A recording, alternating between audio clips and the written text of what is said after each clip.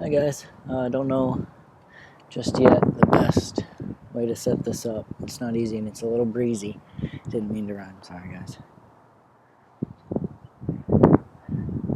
I think this is probably my spot, but I gotta get the right angle for the story. That's just water treatment thing, I guess. I don't dig into it.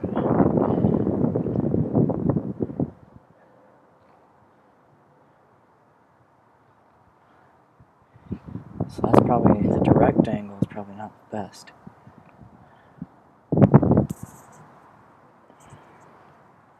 And we can't see that one as well because the tree right here. Let's go further down.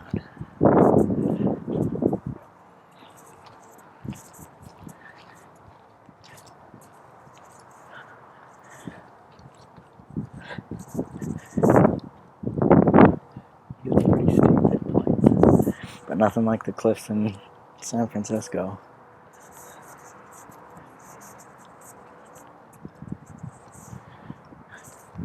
Oh yeah. And I don't understand, there's all these little holes in the... I don't understand what some of them are. I wonder what kind of creatures. I'm gonna try and not think about that while I'm reading.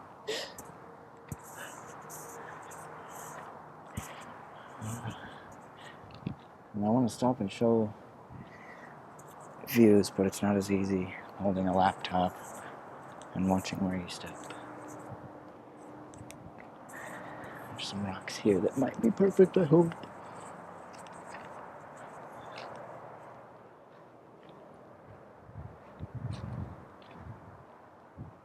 Some weird birds too.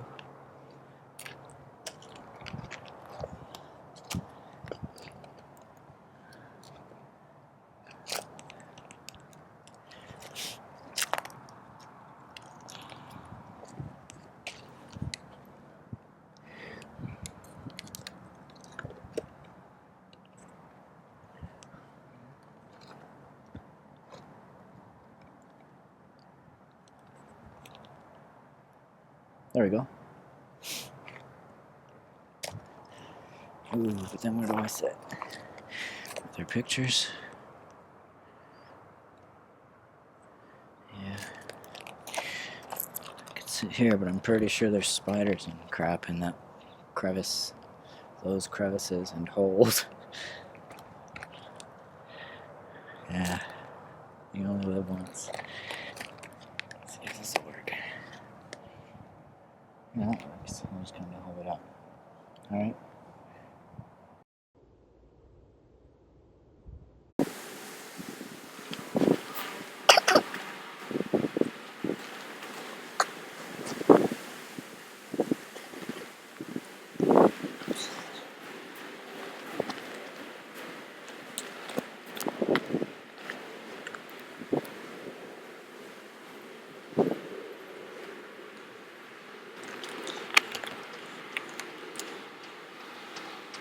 Alright, I wanted to spend more time getting it ready and finding just the perfect spot and getting it all level for those of you with OCD.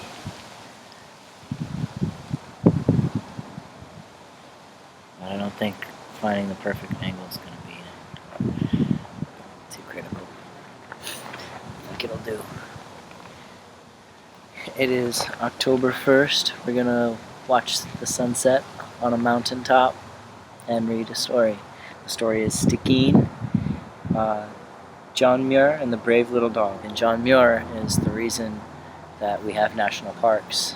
He's an explorer and adventurist, so I can relate to him. And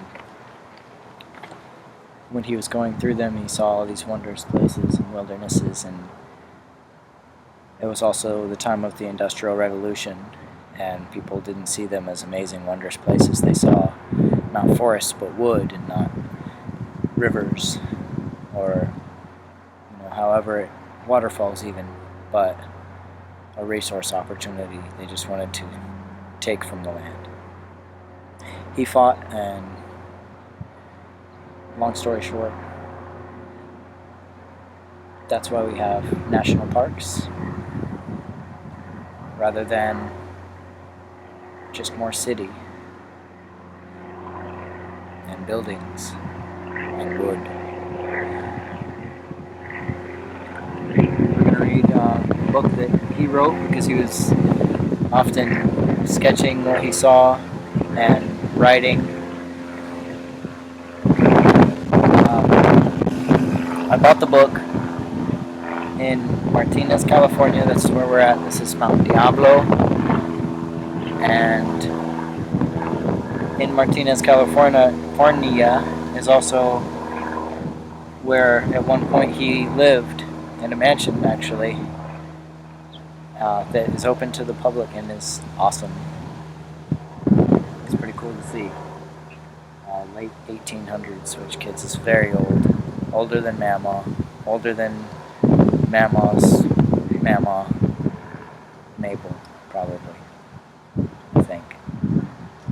Very old. Without further ado, Stickeen, John Muir and the Brave Little Dog, by John Muir, as retold by Donnell Rubay, illustrated by Christopher Canyon.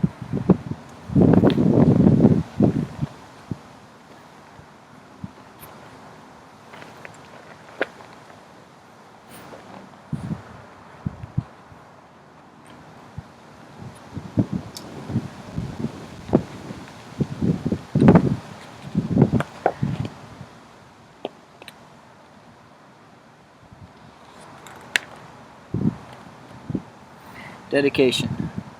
The author says, "To that lover of stories, my daughter Anastasia."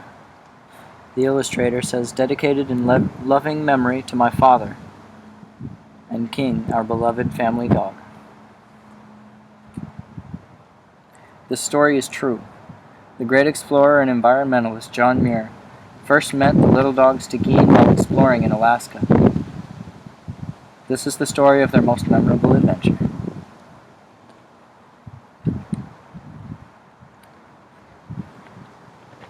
Rather than hold it up as I read, I think I'll show you the pages afterwards and you can just watch the sunset. I wonder if I should pause it and not start yet until it gets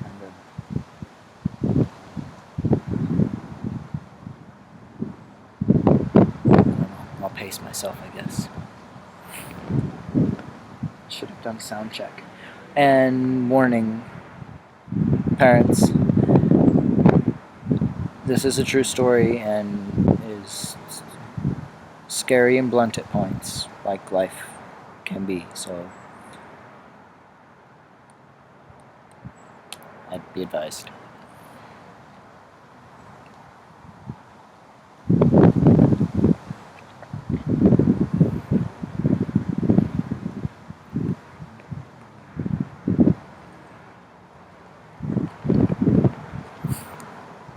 In the summer of 1880, I set out from Fort Wrangell in a canoe. I planned to explore mountains of ice called glaciers in southeastern Alaska. My companions on board included 4 men and a little black dog. The dog was named Stickeen after the Stickeen Indians. He was a short-legged, shaggy pup with a bushy tail like a squirrel's. His dark eyes were sharp and clear. I did not want to take Stickeen. Before we left, I told his master, "Such a little pup will only be in the way. Best to leave him behind." But his master said, "He'll be no trouble at all. He's a perfect wonder of a dog. He can handle cold like a polar bear and can swim like a seal." As his master spoke, Stickeen looked up at me as if to say, "I am going with you. I will not be left behind."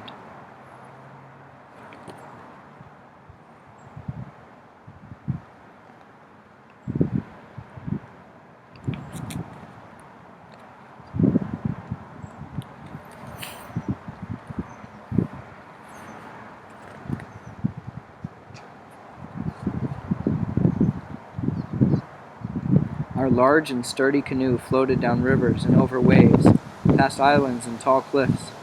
From the start, Stickeen was a curious character, puzzling and independent. As we rowed, Stickeen spent the days in a lazy ease, often seeming to be in a deep sleep. Somehow, though, he always knew what was going on. If a duck or seal attracted our attention, for example, he would rest his chin on the edge of the canoe and calmly look out like a dreamy-eyed tourist. When we talked about making a landing, Stickeen would immediately jump up to see what sort of place we were approaching.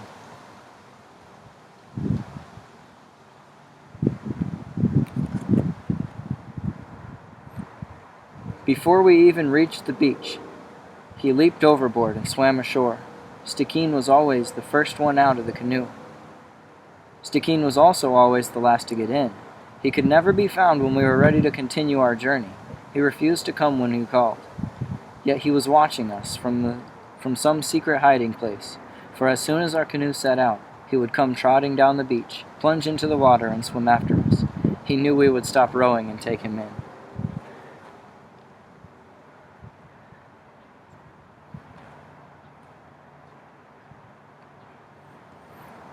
I did not understand Stickeen. He was as cold as a glacier. He rarely wagged his tail. He never asked for a hug or a pat on the head. When it was time to play or cuddle by the campfire, he would go off by himself, aloof and distant. "I don't have time to play or sit by the fire," he seemed to say. Yet if there were rivers to swim, mountains to climb, or icy snow to cross, he could act as strong and fierce as a mountain man. Once our party crossed ice so rough and sharp, Stickeen's feet began to bleed. His every step was marked by blood, yet he trotted on without a whimper or a cry. In spite of myself, I took pity on him, and though I knew he would not thank me, I made him 4 tiny moccasins out of my handkerchief. For some reason, Stickeen liked to follow me on my explorations. Whenever I left the camp, he was by my side, yet he came as if to watch me with mysterious eyes rather than share the journey as my friend.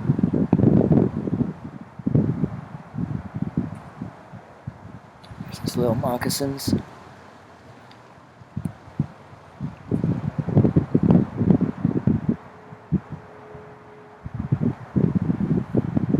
Early one morning, a storm began to blow. Everyone else in the camp was sleeping, but I hurried to explore the music and motion of the storm. Taking my ice axe, buttoning my coat, and putting a notebook and a piece of bread in my pocket, I set out. I had not gone far when I saw Stickeen running through the storm to join me. "No, Stickeen!" I shouted at him over the howling wind. "What has gotten into your queer noodle now? This wild day has nothing for you. Go back to camp and keep warm!"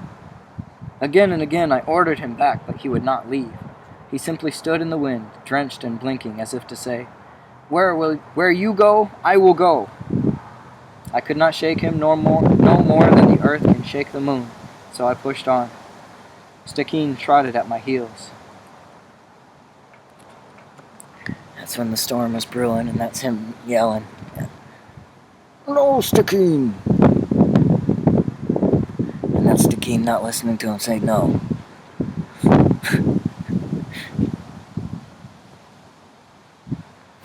All day we climbed the snowy mountains and watched the storm. What a song this storm sang! How fresh the smell of the new snow and cold, crisp air! When I had the chance, I drew pictures of the white mountains in my notebook. Stickeen stayed a little behind, watching me with secret, distant eyes.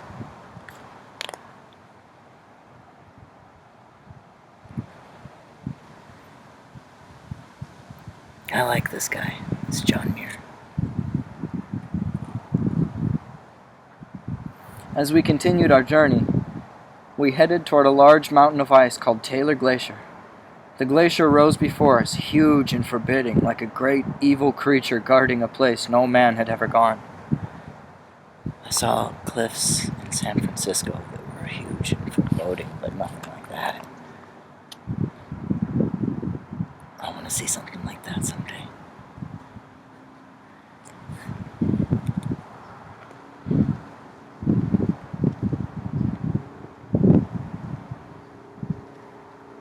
Many miles we climbed to reach the top of the glacier. There we found a field of ice as thick as a mountain, stretching as far as eyes could see. Eagerly we began exploring. For a mile or two we found the ice quite safe. Soon, however, we met many deep, long cracks in the ice called crevices, chasms so deep that no light had ever reached their depths. Death seemed to lie within these holes. Often we were forced to jump these crevices in order to continue on our way.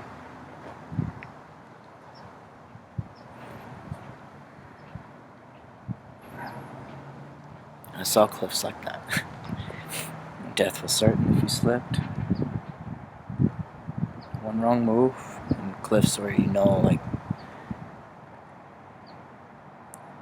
for until very recently, no man has ever even been able to see. It's wild.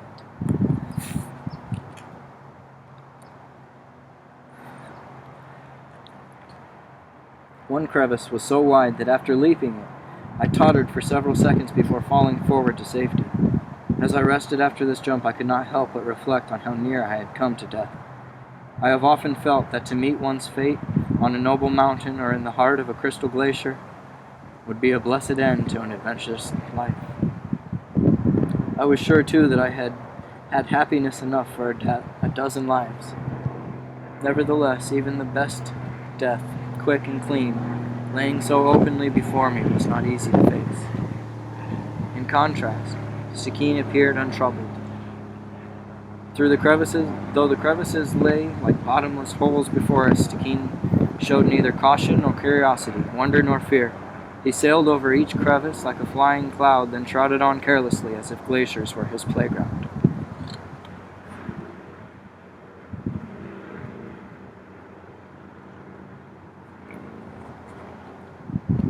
I hope you guys are enjoying the story.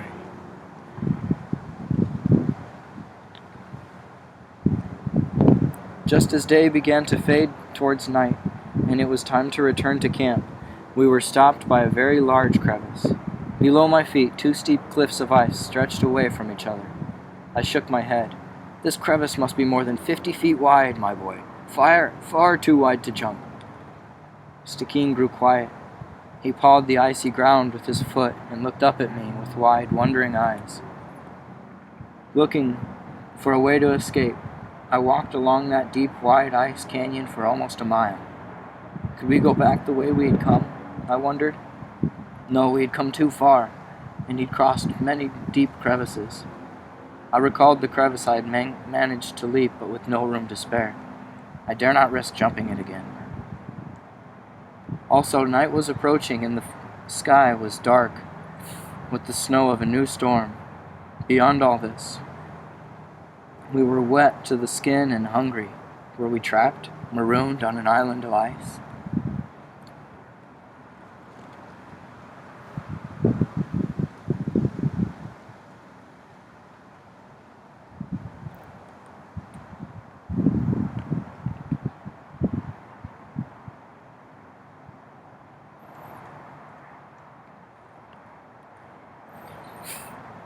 Then I saw a thin bridge of ice stretched across the crevice. Fresh snow blew in my face as I looked closer. I saw that this ice bridge would not be easy to cross. It dipped in the middle like a jump rope held between 2 icy giants, and its top was almost as thin as the blade of a knife. Also, simply reaching the bridge would be hard. I would have to climb about 10 feet almost straight down to reach the nearest end of the bridge. A similar, almost straight upward climb waited at the far end of the bridge. Yet this frighteningly dangerous route was our only hope of escape.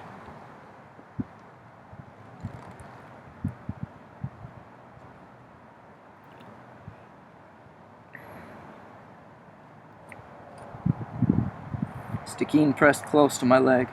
For the first time he seemed afraid.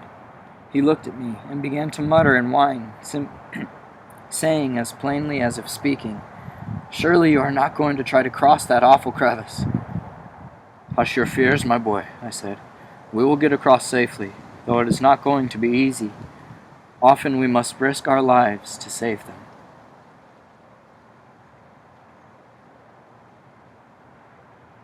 I like that line.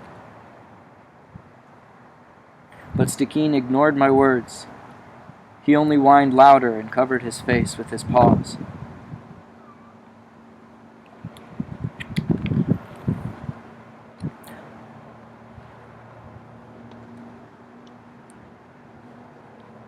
Fun fact, Mount Diablo is where tarantulas go for mating season.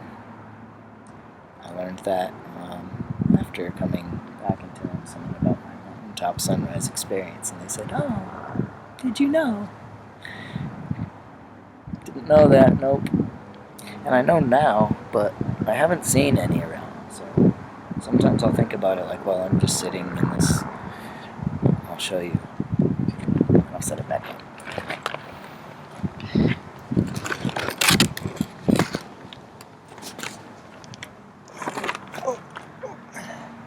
Kind of dark. There's under the rock. There's a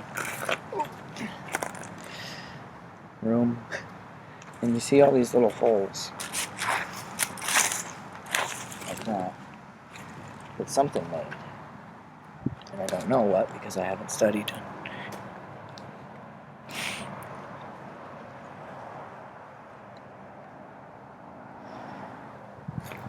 And I think tomorrow's story, we'll watch the sunset.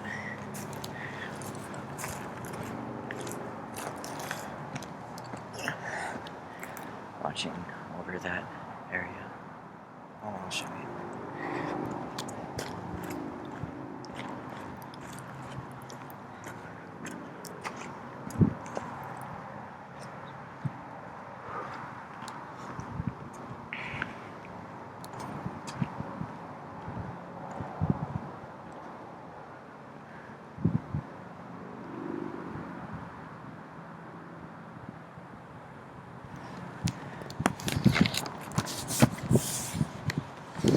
I think that'll be tomorrow's angle. Watch it go down. That'd be pretty cool, right?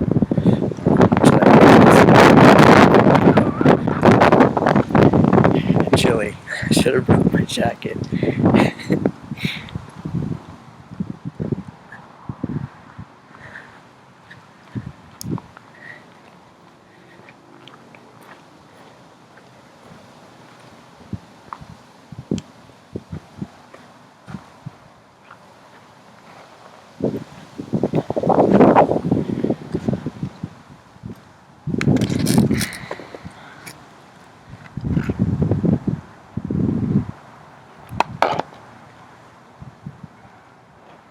Too bad it weren't a cloudy day.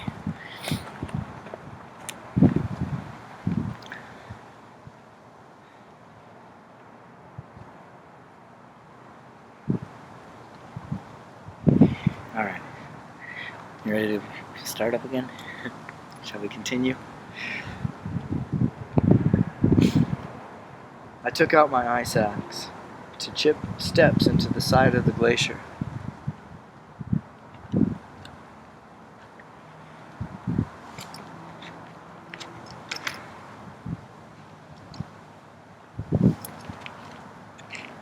Alright, trying to get comfortable. Also enjoy the sunset.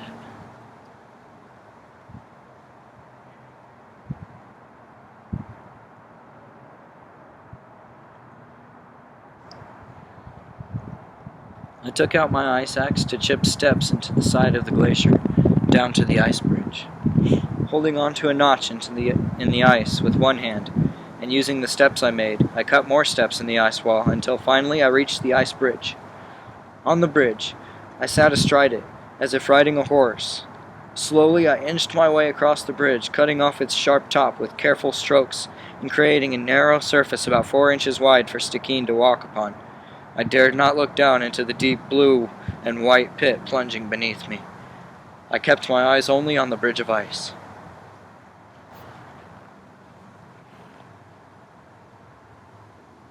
Man, that's an adventure Papa could be proud of. I feel like Papa would be proud of my adventures right now. I love you, Papa.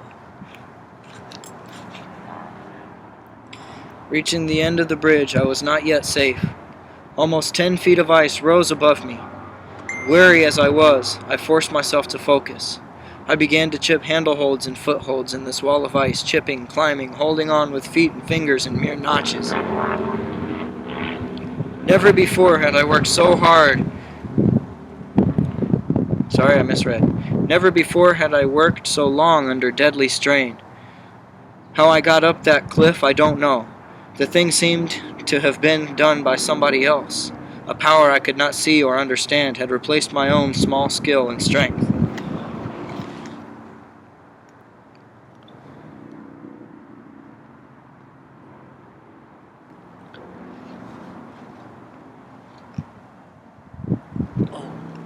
There's another phenomena of California are these freaking turkeys that are everywhere. Just running down the mountainside, watching the sunset like we are. They're probably telling stories on a jog, on a run. That's how to do it. That's parenting 101. Moms, take parenting 101 from these turkeys. Go on a run and tell stories on a run, on a jog with your kids. Yes. Or with your family. Sorry, I keep getting distracted. Where are we?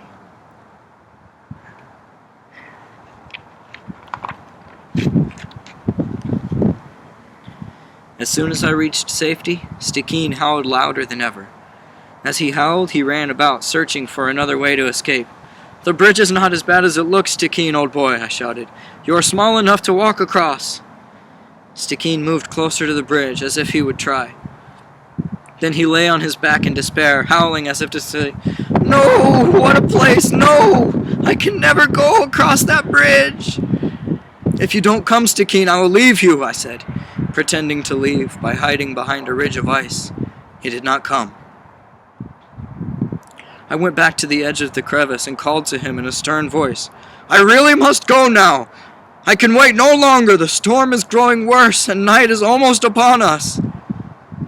Stickeen looked at me across that chasm of ice. His eyes were like clear windows into his heart. Though a tiny pup, I saw he was feeling big, wise fears. I can relate to that. I bent to one knee and softened my voice. "If you don't come, my boy, all I can promise is that I will return for you tomorrow. But I can't promise that the wolves or the coming storm won't finish you before then." Stickeen looked around at the growing darkness. He knew I was serious.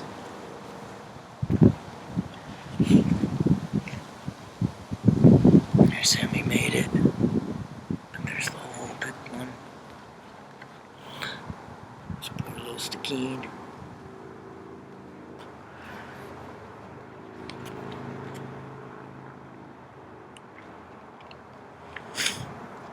At last, with the courage of despair, hunched and breathless, he began to move toward the ice bridge down the steps I had made.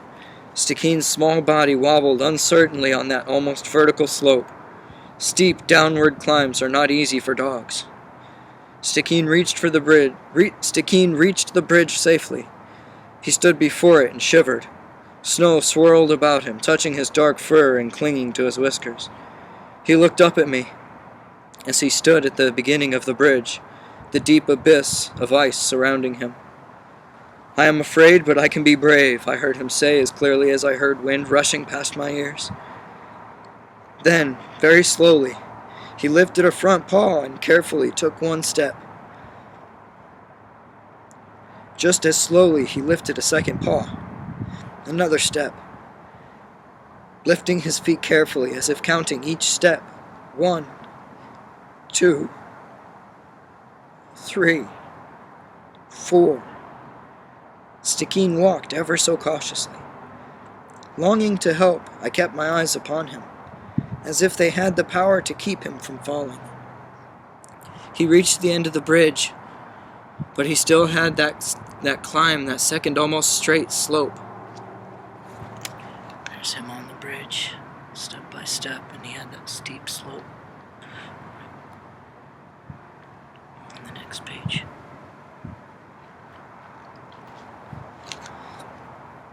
But he still had to climb that second almost straight slope. Had I a rope, I would have made a lasso to fit him to safety, to lift him to safety. Yet I had no rope. Stickeen would have to make the climb on his own. Could he do it, or would I have to leave him, even though he had come this far? Stickeen took a long look at the notches I had chiseled in the ice, as if memorizing each one. Dogs are not good climbers, yet he seemed to know he must not fall now. Carefully, he hooked his paws upon a notch I had made. One last time.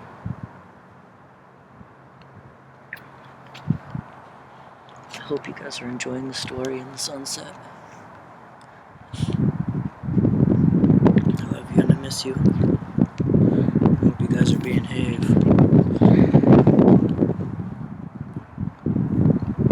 Then, before I could see how he did it, he whizzed to the top, to safety. "Well done! Well done, little boy! Brave boy!" I cried, trying to catch and caress him. But he would not be caught. He darted hither and thither in his great joy, screaming and shouting, swirling round and round in giddy loops and circles like a leaf in a whirlwind, lying down and rolling over, then jumping up to yelp and cry again.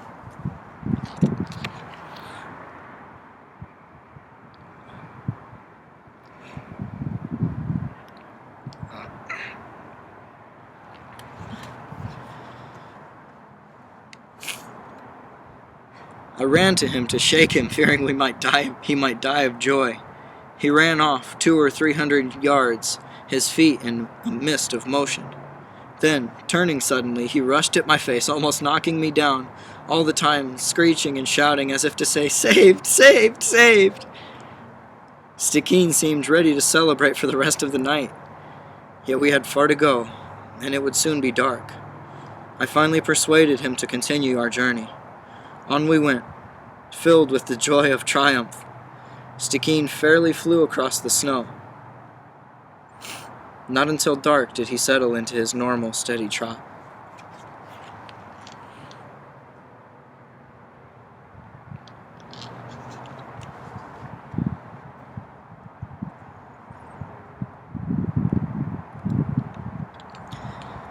We reached camp about 10 that evening.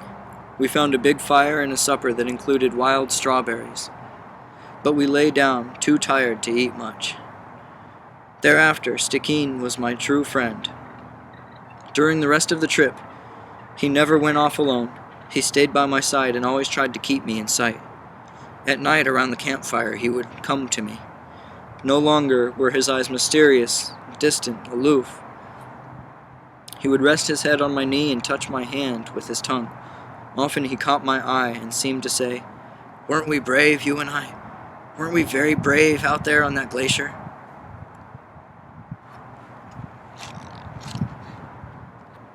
Now they're friends.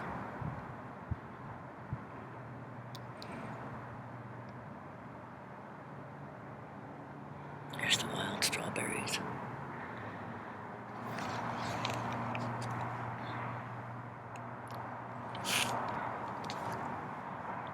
That's the end.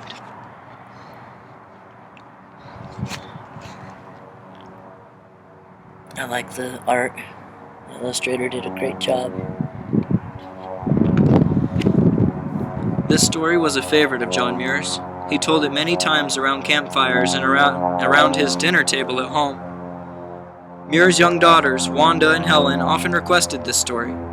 During Muir's lifetime, the story of his adventures with Stickeen, particularly the description of the birth of their friendship through adversity, became a classic.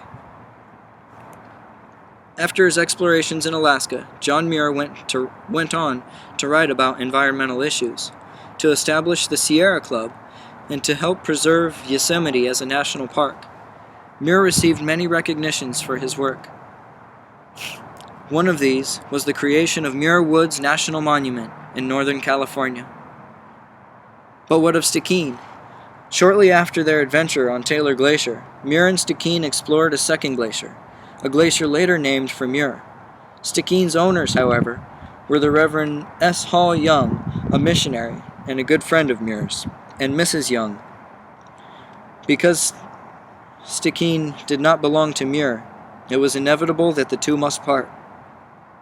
When this time came, Young was busy saying his farewells and preparing his canoe.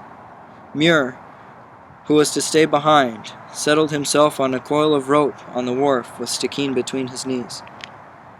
"Now you must be a brave wee doggy," Muir counseled Stickeen, as he had when the two faced the great crevice on Taylor Glacier.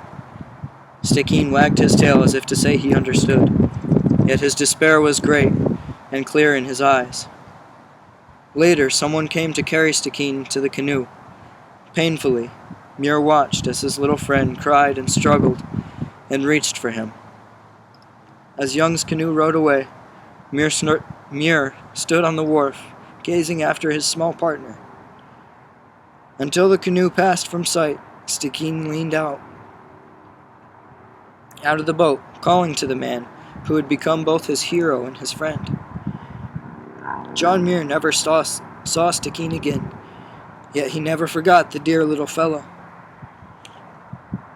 Nearly 30 years after their adventures, Muir wrote, "I have known many dogs and many a story I could tell of their wisdom and devotion, but to none do I owe so much as to Stickeen. Through Stickeen, as through a window, Muir saw that love, hope, and fear fall on all alike like sunshine. Therefore," Muir explained, "after the adventure with Stickeen, I have ever since been looking with deeper sympathy into all my fellow mortals." John Muir lived a life filled with adventure and infused with high ideals. It says, here are some additional sources on this extraordinary man. Lists.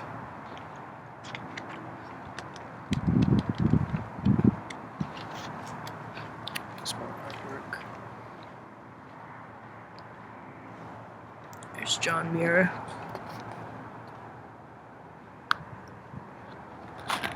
And the top picture is the author and the bottom is the illustrator, the artist.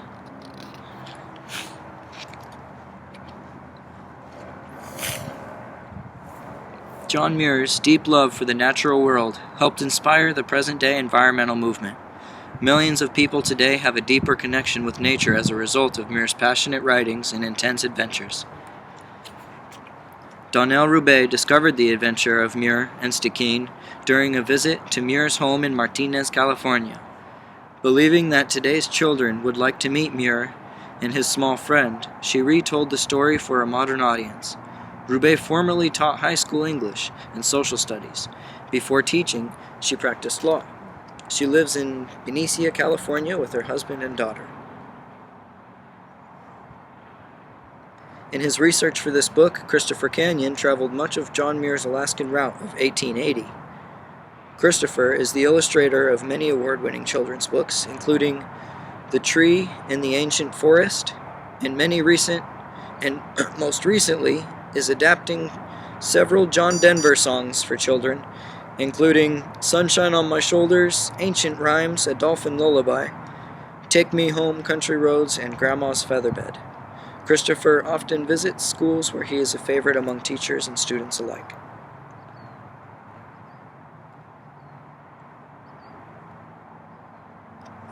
The end.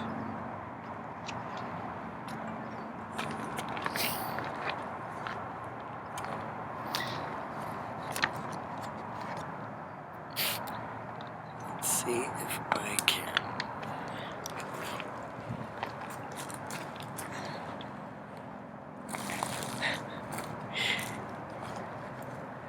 Check a couple more views. That's the bay. It's ocean water. If you can see it, I can't really tell.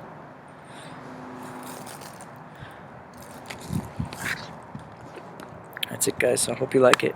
Have a good night.